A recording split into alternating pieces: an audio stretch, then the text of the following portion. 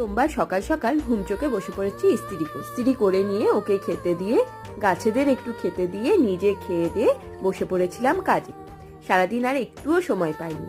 বিকালবেলা আমরা চলে গেছিলাম ছাদে। থেকে এসে রুকুকে খাইয়ে দাইয়ে ঘুম পাড়িয়ে বসিয়ে দিয়েছিলাম মাটন কারি। কড়াই বসিয়ে 1.5 চামচ ঘি গরম করে এলাচ, লবঙ্গ, দারচিনি আর জয়িত্রী ফোড়নে দিয়ে দিয়েছি। সুন্দর গন্ধ বেরোলে পেঁয়াজ দিয়ে একটু ভেজে রসুন, আদা, কাঁচা হলুদ আর লঙ্কা বাটা দিয়েছি। সঙ্গে দিয়েছি ধনে, জিরে আর গরম মশলা গুঁড়ো। তারপরে ভালো করে কষিয়ে নিয়ে পেঁপে, আলু আর টমেটো দিয়ে আরেকবার ভালো করে কষিয়ে নিয়ে হালকা সেদ্ধ করা মটনটা দিয়ে দিয়েছি। একটু কষিয়ে মটন সেদ্ধ করার জলটা দিয়ে দিয়েছিলাম আর দিয়েছিলাম গরম জল আর একটুখানি গরম মশলা দিয়ে ঢেকে একদম হালকা আঁচে রান্নাটা করেছি। খুব তাড়াতাড়িও হয়ে যায় আর খুব টেস্টি হয়। রান্নাবান্না সেরে গরম জলে একটু কমলা লেবুর খোসা আর গ্রিন টি দিয়ে একটা নতুন টাইপের চা বানিয়ে একটু গরম জলে পা ডুবিয়ে বসেছিলাম।